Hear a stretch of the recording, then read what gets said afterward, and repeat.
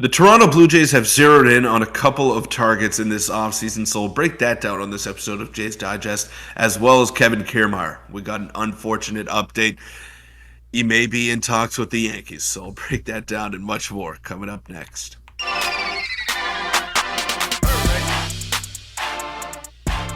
What's up, Jays fans? I'm your host, Peter Vryonis, alongside host Nick Gosse. Now, we got a couple of off-season targets to talk about here for the Toronto Blue Jays. Very interesting names as well. A couple of guys that had great seasons last year. That it was probably their best years in the major leagues. Will they be able to replicate it? Who knows? But maybe the Blue Jays can go out there and get them on the cheap, on those cheap contracts. And Kevin Kiermaier, he was great for the Jays last year.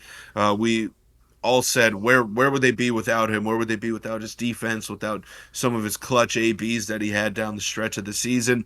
And for the most part, it was true. I mean, he was a great player. He was a guy that was invaluable to this Blue Jays team, but they need an offensive upgrade in that area. They can't have Kevin Kiermaier, who hit 8 home runs last year, play 130 plus games. They need a guy who's going to be a very good middle of the order bat, and Kevin Kiermaier is just not that at this stage of his career. Never was that, but he did an admirable job last year for the Blue Jays.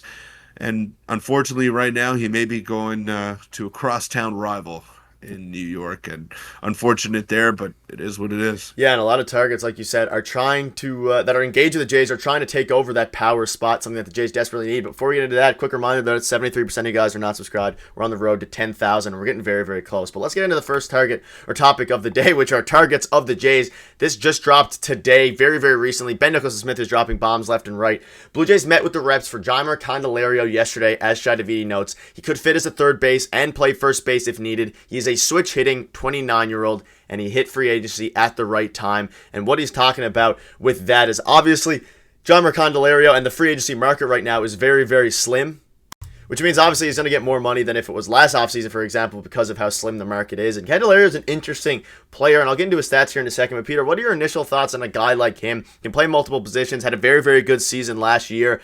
Seems like a Blue Jays Ross Atkins type player to me, and looking at his stats, I mean, you can see it right here. He had a 764 OPS with the Cubs. He started off with the Nationals last year. We had an 823 OPS. Finished the season with a 119 OPS plus. He has decent power as well, putting up 22 home runs between his two teams. Peter, he's an interesting guy. Back in 2021 with the Tigers, he also had a phenomenal season, hitting 42 doubles. This would be a player that I do not mind among the options we've discussed in our video earlier today with, Votto and Suarez, and now him. They're in the market for decent players, decent targets. I would not mind, Jeimer Candelario. No, I love it. And he's probably my favorite name that I've heard at third base as of now. I mean, we heard Eugenio Suarez. I like him better as an option than Suarez, just because of that switch hitting ability, because of that versatility that he offers as well. Play some first base, some third base as well, maybe even a little bit of second base every now and then. I know he hasn't played it in his career, but it's an easy position to learn if you have that kind of versatility and that kind of arm. So I'd love to see it. He's someone that can play multiple positions, that can hit for power, that can come up with the big hit. And switch hitting, I mean, I go crazy for that. For whatever reason, it's just such a big star next to your name if you can be a switch hitter in today's Major League Baseball, because it's not something that a lot of people do, and it's very hard to do. So having a guy like that can break up the lineup with righties and lefties, it's just great to have. And Jeimer Candelario would be an unbelievable pickup for this team, and definitely wouldn't skip a beat from losing Matt Chapman. Yeah, I tend to agree. And we don't really have many. We haven't had many switch hitters in our day. You can only name a couple, but specifically with him, he's also a very, very, like you said, versatile defender, which is something that the Blue Jays clearly covet, as they kept Kevin Biggio on. We have a lot of guys who play multiple positions. They sign guys who can play multiple positions. So seems like a Ross Atkins signing. Seems like a Blue Jays signing. I would not be surprised if this report comes to fruition, as this literally dropped just a few hours ago from Ben Nicholson-Smith, as these reports continue to amp up. And speaking of reports, we had an interesting note from John Morrissey yesterday saying the Blue Jays are showing early interest in free agent center fielder Michael A. Taylor. Feels like a bit of a right-handed Kiermaier with more home run pop. Do with that what you will. And Peter, I'll get your thoughts on Michael A. Taylor. You can see his stats here.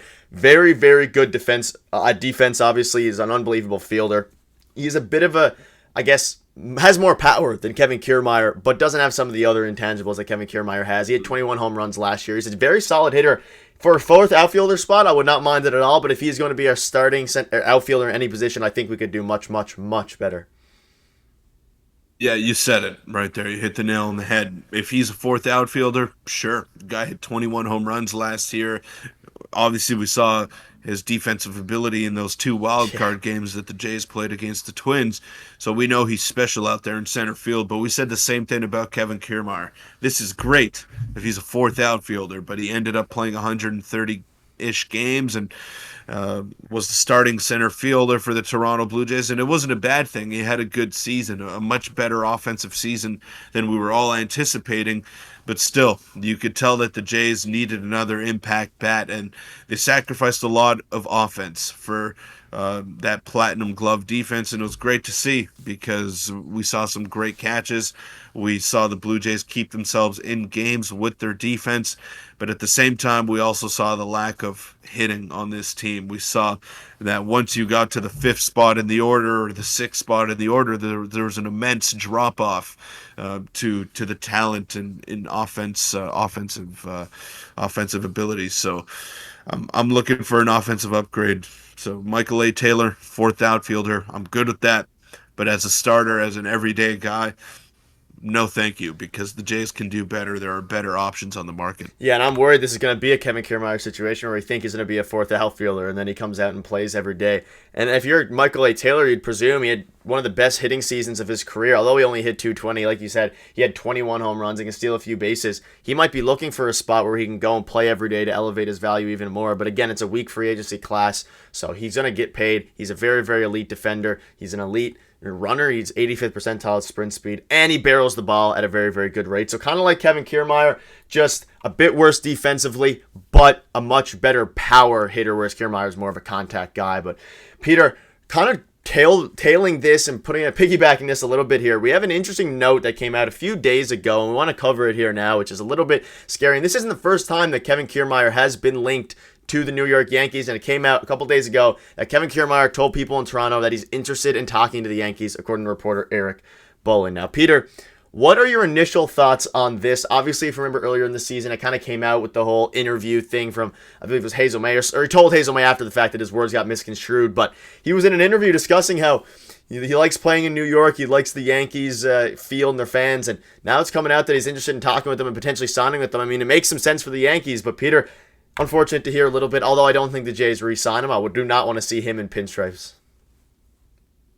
Yeah, I wouldn't want to see that either, but go out there and get your bag. He deserves it, and he's a consummate professional. So even though that stuff came out during the season, didn't let it affect him. He still went 110% every time he stepped on the field for the Blue Jays, and you could tell that his focus wasn't shying away from the Blue Jays. He never had his mind elsewhere besides that field and doing what he needed to do for this team. So he did his time here. He signed a 1-year deal, and he was phenomenal for that 1 year, and he exceeded expectations. He was better than we thought he would be, and he managed to stay healthy, which is something that he wasn't able to do in years prior. So shout out to him.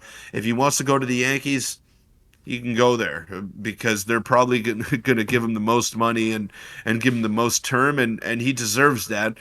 But I also don't think this is the answer for the Yankees either. Just like it wasn't the answer for the Blue Jays. It helped them with their transition period here, but ultimately he didn't move the needle enough for the Blue Jays. He didn't move the needle as much as they needed him to, and I think it's going to be the same story if he goes to the Yankees. So he can go there. I don't think it'll affect the Blue Jays' chances of making the playoffs or winning the World Series or anything like that. So I'm okay with it. Yeah, it still is bittersweet. He had a great season with Toronto and became a fan favorite, but I think based on a lot of the reports that are coming out among these outfielders, the Jays are looking for a bit more pop, and even if it's Michael A. Taylor, that still provides more pop for a fourth outfielder spot. But that'll wrap up the video. Tons of news keeps surfacing. Let us know which of these candidates we talked about today would you prefer the most. Peter and I are on the side of Candelario.